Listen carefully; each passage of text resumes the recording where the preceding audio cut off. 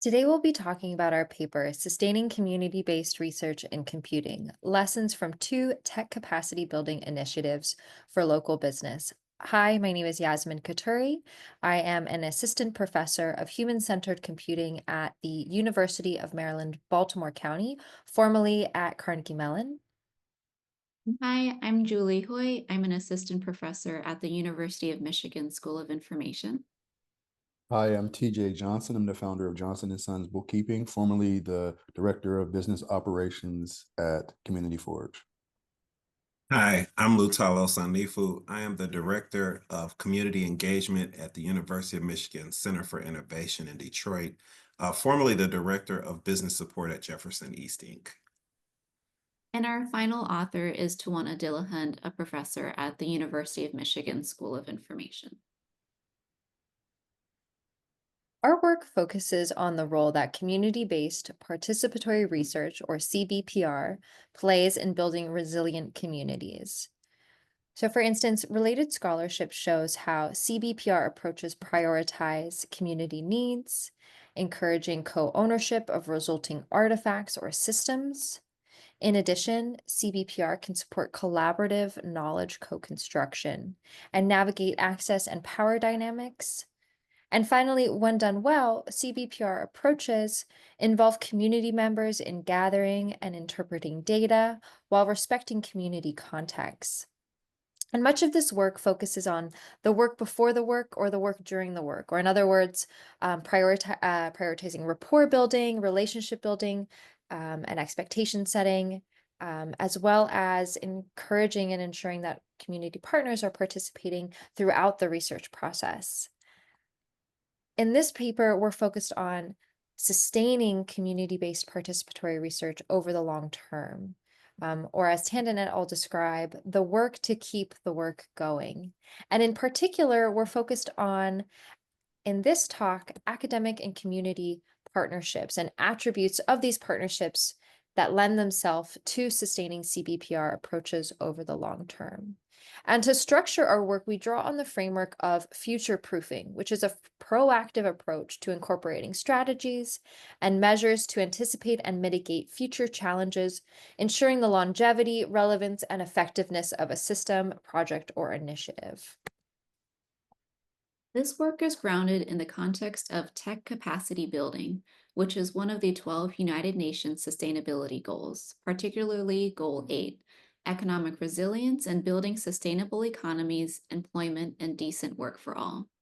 In particular, we have been building and running two programs for tech capacity among micro entrepreneurs, which is defined as businesses with 5 or less employees. Therefore, in this paper, we conduct a comparative case study of these two tech support programs that illuminates challenges and strategies of sustaining community-based participatory research over the many years that these programs have been running. The first tech support program is called Tech Help Desk, and it's based at Community Forge. Community Forge is located in Pittsburgh, Pennsylvania. Community Forge is a co-working space, an entrepreneurial hub, focuses on racial equality in tech and entrepreneurship. Community Forge entrepreneurs have both service and product businesses targeting local economies such as cleaning companies, transportation, daycare services, gift baskets, and wellness products. In the photos that you see, you'll see outside of the building, Community Forge, which is formerly Johnston Elementary School. And also, you'll also see the the door to the Tech Help Desk office.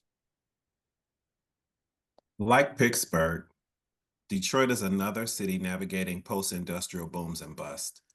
We at Jefferson East Inc. and the University of Michigan created Community Tech Workers, which is located in Detroit East Side neighborhood, Jefferson Chalmers, serving approximately 42,000 residents with more than 500 micro entrepreneurs. Similar to Community Forge, most businesses are Black owned and women owned. Business types range from restaurants, retail, and now e-commerce. For more details on these programs, please see our paper. To facilitate inquiry into sustaining community-based participatory approaches, we conducted a comparative case study of our two tech support programs, Tech Help Desk at Pittsburgh, Pennsylvania, where the community partner is Community Forge, and Community Tech Workers in Detroit, where our community partner is Jefferson East Incorporated. So for both of these programs, the clients were micro entrepreneurs, where, as I said before, the businesses have less than 5 or less employees. And the tech support model for Tech Help Desk included one-to-one or one-to-few providers in person or on Zoom. For community tech workers, it was one-to-one in person or Zoom, as well as some in-person workshops. Both of these programs were free, and I would say they differ primarily in terms of who the providers of the tech support were. So for Tech Help Desk, the tech support providers were volunteers from Carnegie Mellon University, including students and faculty, and one local resident. Whereas for the community tech workers, the tech support providers were trained and paid local residents and U of M students.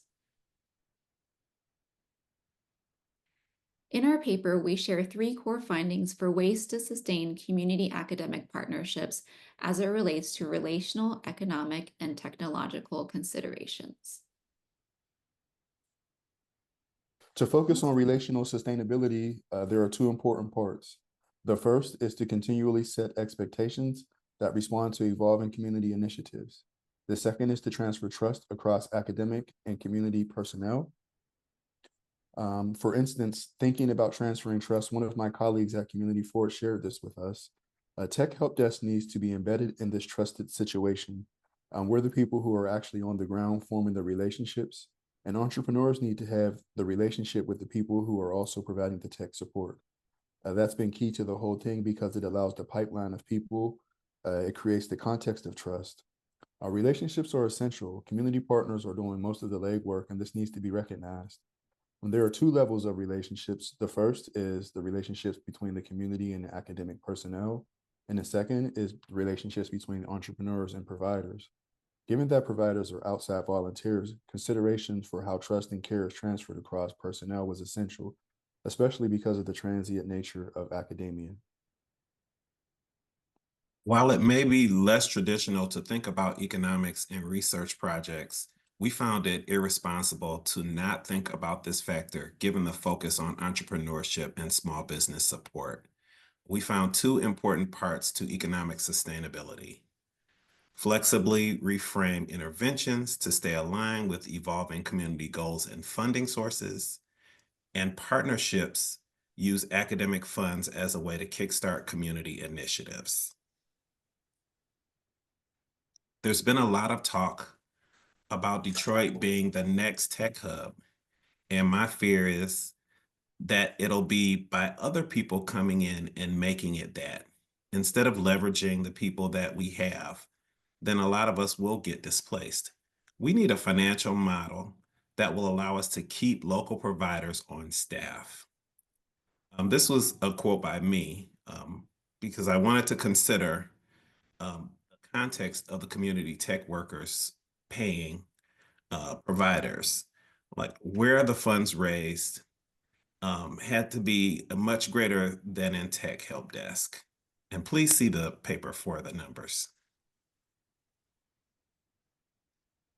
So taken together, we urge you to check out our paper for our final category of sustaining community academic partnerships as it relates to technological sustainability, where key strategies include skill development over quick fixes, ensuring community partners have the discernment to avoid tech creep, and maintaining paper trails along the way were all key strategies to technological sustainability.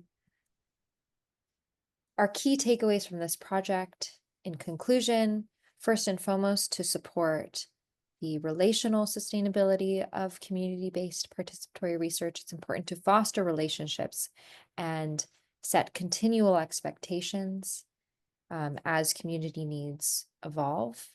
Second, it's important for and helpful to use academic funds to kickstart community initiatives.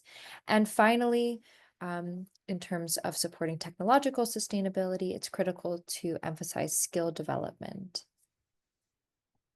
So, as we've been doing this work, we've come up with a lot of different open questions that we're still thinking of, and we'd love to hear your advice and thoughts about how to answer them.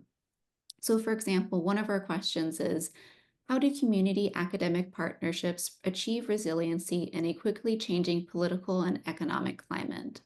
And another question we have is, what are other roles universities should play in facilitating financial sustainability of community academic partnerships?